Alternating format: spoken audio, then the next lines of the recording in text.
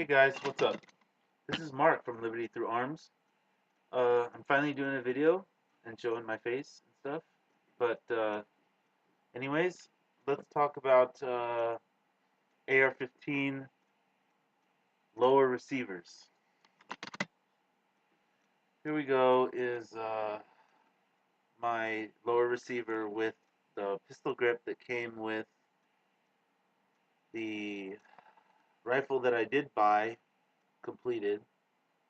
This pistol grip is removable. It's kind of you install it. Let me get right here with the camera. You install it by um, there's a screw or an Allen wrench or whatever that holds this on. But the lower receiver is this part that's all aluminum minus the pistol grip. So this is considered a gun. This is if you buy this over the internet or in a gun shop, this will have a serial number on it. This will be ready to be assembled. Sorry. That's the magwell. And that is where the trigger group goes in here. Sorry. Oops.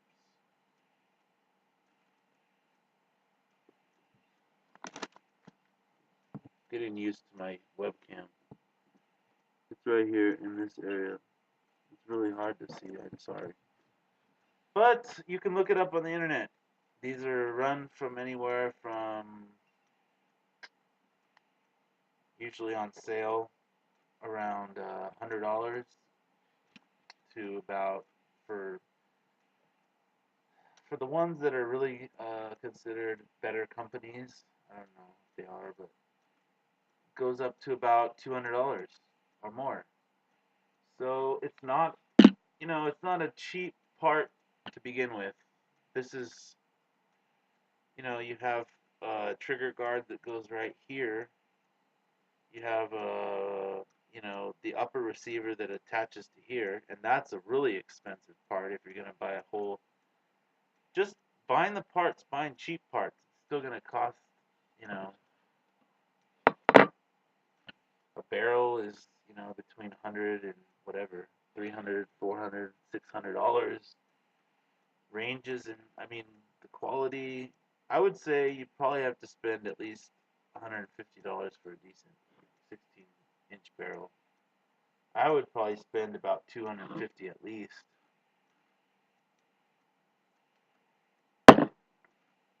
And that is, that's is that cheap to assemble? No. What really bothers me is this Kevin De Leon guy. He's talking about these receivers, but this the whole point of what he's talking about is 80% lowers. Where an 80% lower, this whole trigger group,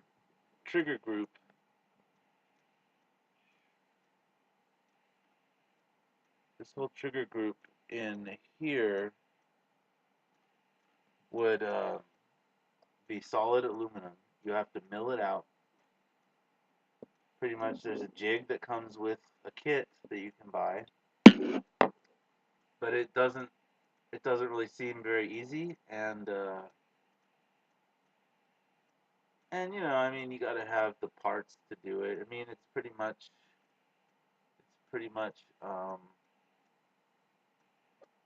I would I would say it's technically, difficult. It's not easy. Um, what I also want to talk about is how liberals, they'll take something like an assault rifle, and they'll make a term that's similar to it, or they'll make up a term totally, and like assault rifles are military rifles that are fully auto, and can be switched off to semi-auto. Then you have, it's called selective fire, but then you have these lower receivers that Kevin DeLeon wants to, call a ghost gun, where it's not even a full serialized AR-15 lower. It's a lower that has, this whole chunk of metal that you have to like drill out with a very, probably a drill. You have to use a drill press because it has to be totally straight and go down and up and down and up, make a bunch of holes, and then you have to grind it out. I mean, it's very difficult, very expensive tools. So it's not something a criminal would want to do. Criminals use handguns, basically.